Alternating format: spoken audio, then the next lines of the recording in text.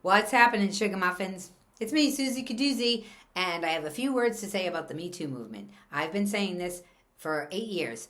They took the Metoo movement and they hijacked it so that they can hurt women more.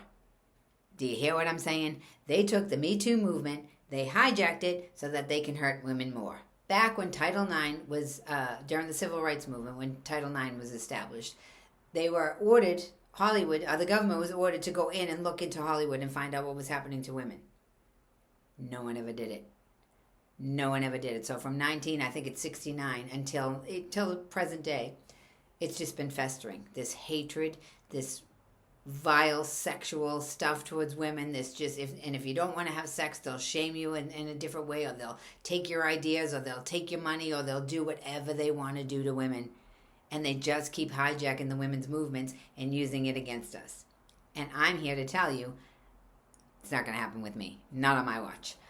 So Shannon Sharpe is now in trouble. A Me Too thing is coming forward when he's about to sign a $100 million deal by some OnlyFans girl who's allegedly saying that he, offered her $10 million to shut up over what I think is allegedly some sort of rough sex, or I'm not sure if she's accusing him of rape or not, but she has a civil lawsuit and she's suing him for $50 million. So he offered her $10 million and now she's suing him for $50 million, which means she's going to settle for probably 20 or 30. He offered her 10 million. She knew she could get more. She went to court. He doesn't want it to come out in court. He's going to settle for more. She'll sign an NDA. No one will know what happened. And guess what will happen? So if there was a crime that occurred, it'll never get addressed. So this is my issue. The issues of crimes against women that are being buried with these payouts and these NDAs. I have my own lawsuit, as everybody knows. I'm not looking for some payout for some sex thing that gets confusing once it gets in front of everybody. I have a legal TV deal that they committed fraud with. And they do not want anybody to know, because what they did was they tried to steal my idea and frame me into the Me Too movement. That's what they were doing. And they don't want anybody to know, because if it comes out that they were trying to force me into the Me Too movement to make it look like either force me to tell a story, a false story, or make it look like they forced women to tell false stories, it's going to blow up the whole narrative. This girl gets a lawsuit. She gets settlement. Everybody else gets settlement except for me. For some reason, my lawsuit they're trying to say is frivolous. It's not frivolous. I have all the proof. I have everything. But they cannot let this narrative get out. They cannot let it get out that they are paying women to tell stories. Or if they're not paying them to tell false stories, they're paying them to come back from the 90s and tell stories where there is no proof. So why, if all these crimes are happening, why is there no proof? And the men will back me up on this too, because why all of a sudden are men just being tried in the court of public opinion and their whole lives are being ruined? Which I understand. Like Shannon Sharpe was probably nervous that his career was going to go down, so he offered her money. But I also want to say, what's the difference? What's the difference if he offers her $10 million beforehand or he settles and shuts her up afterwards? Why is one thing not good, but then afterwards it's legal? Because the court system does not protect women. That's why. Because the court system does not protect women. My lawsuit, there is a thing called, it's called HR445. And HR4445. It's a Congress bill that was passed during Me Too. But as they do with all Congress bills, right before they signed the bill, they changed the statute. The statute was originally supposed to be back for during the Me Too movement, but right before they signed the bill, they changed it so that it's not retroactive, which means all the women that got attacked during Me Too, all the women who had stories, they were all buried because it's not retroactive. It was only going to start from the day the bill was signed. So everybody, it's already out in the open, so anybody that was doing bad things, they're not going to do it anymore because this bill passed. And it's the bill says that forced arbitration is illegal in cases of sexual harassment and sexual assault. Forced arbitration is illegal in cases of sexual harassment and sexual assault. Forced arbitration is essentially a way that companies are allowed to trick women into signing contracts. So that there's a thing called the covenant of good faith and fair dealing. That's a law. You have to negotiate in good faith and fair dealing. If you're preemptively knowing that you're going to sign somebody to an arbitration contract because you're going to commit a crime against them, that should be illegal.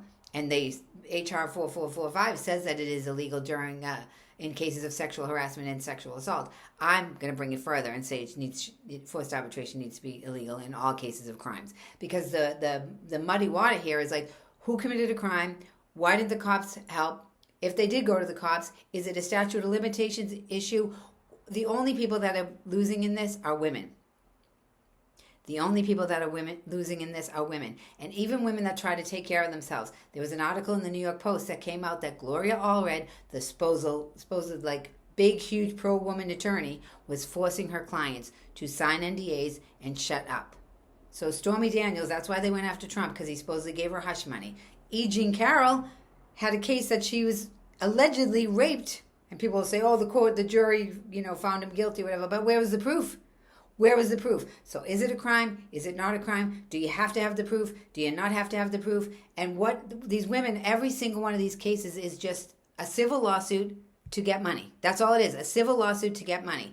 I have a legitimate lawsuit with a promise of a contract that CBS signed that everybody is burying because they don't want it to come out, because Harvey Weinstein is now in court because a couple of his counts got dropped. But you know why? Because they had too many women come in and tell Me Too stories that had nothing to do with the case. So E. Jean Carroll, Harvey Weinstein, and the judges in my case, the district judge in my case was a partner in the law firm that did the internal investigation at CBS. The same internal investigation at CBS that Letitia James put out into the public that she was going to investigate. She was going to investigate their internal investigation and human rights violations against women at CBS. She never did that. She entrapped me into her office and tried to frame me into the Me Too movement by coercing me. And then she bribed me because it didn't work, the woman who worked for her.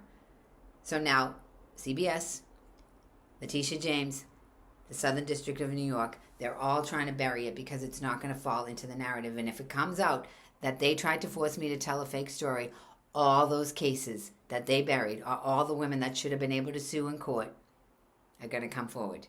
And if I keep going after HR4445, all the women who got attacked, whatever it is, if you got attacked, you got robbed, you got pushed, you got whatever legal, if you got a fake contract, whatever it is, you should be able to sue in a court of law.